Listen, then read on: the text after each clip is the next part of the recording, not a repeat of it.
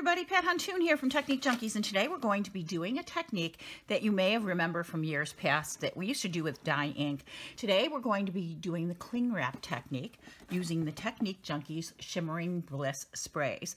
It's pretty similar to what we used to do, and if you've never done it, you're in for a treat because it is so much fun with these sprays. You start with watercolor paper. You have to use watercolor paper because of the absorbency. If you use just regular paper, it absorbs the sprays too much and you don't get the clingy effects. This is something that takes a little bit of time, not to actually do the technique, but drying time, because you have to let it dry naturally. So this is what I'm going to do. I have several sheets of watercolor paper here.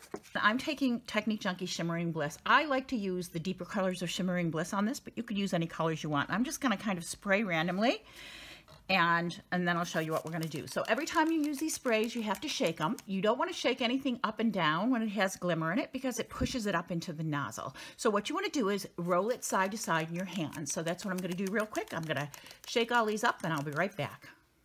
Is shaken, and now what I want to do is I want to pull off 4 pieces of cling mount, and I want the cling mount. I want my cling mount to be slightly larger than my pieces of paper because what we're going to do is ball it up and we're going to create creases with the cling mount.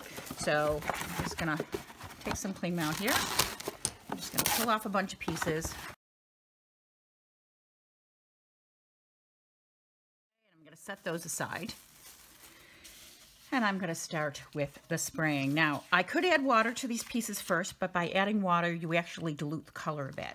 So the first thing I'm going to do is start with Mardi Gras purple. I'm sorry this is such a mess. I tend to be a little messy sometimes. And I'm just going to spray this on a couple of my sheets. And you want to get good saturation on these.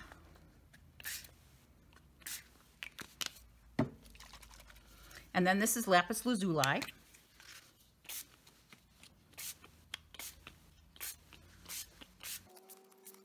So next I'm going to do a little mermaid on here. And I think I'll add a little more lapis to this one. See how beautifully wet that is? I'm going to get this one re-wet again. And these two I'm quickly going to add cling mount to. Okay, you want to ball this up, and then you want to open it slightly. And you just want to put it on there loosely to begin with, but you see how I'm leaving all those creases on there? Can you see that? You're going to leave the creases in there. Then you want to do this when this is fairly wet, which is why I'm stopping with these two, and I'm going to put it on here.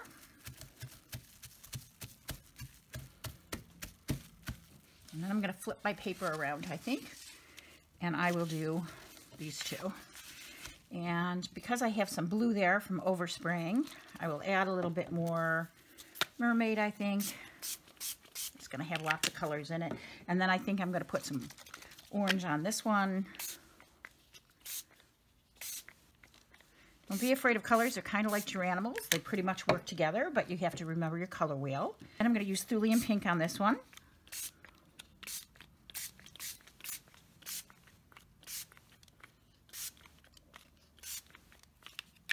Okay, got lots of colors on that one on the left. It's going to be interesting to see.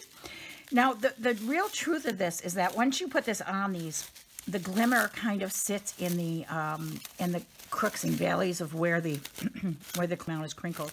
So it's important to have good crinkle. All right, I'm going to put this one down and this one, and then I'm going to walk away from these for an hour or two. And let these dry. You could let them dry overnight, but I think an hour or two pretty much does it. Ooh, I have some beautiful creases in this one. I don't know if you can see it. Okay, so that's the crinkly thing. I'm going to clean up, and I'll be back in a little bit. Hi, everybody. I'm back. It's been a few hours since this has been sitting there, and I think it's pretty much done. So I haven't even looked at these yet, so we're going to do this reveal together. So all you do is you just lift off. Oh, my goodness. Wait until you see these. You just lift off the cellophane. I guess you can use it again. And I'm going to throw out the base paper here. Okay, so ready? This was the multicolored one. Look at that. Look at all those crease marks. So basically, this is what happens with the product. When you use watercolor paper with the Shimmering Bliss, all of the shimmer in the Shimmering Bliss pools together. and creates these beautiful patterns on the paper. Can you see that? So this one was the Thulian orange mermaid one. So, oh, that's just so pretty. I wish you could see it in person. It's even prettier in person. This one was the lapis lazuli and Mardi Gras purple. And you can see the lapis lazuli has a blue iridescent mica, and it is blue iridescent. You can see how it pooled around the edges of where the cling wrap sat. And this has more of a silvery iridescence, so you can see that there. So pretty. This is the Thulian and the orange alone. These are just gorgeous. Look at that background. So these are great for background papers. And because this is just watercolor paper with color over the top, you can actually stamp directly into these. You don't have to actually do anything fancy with this. And this one is, again, Thulian, and I forgot what the other color was, mermaid maybe.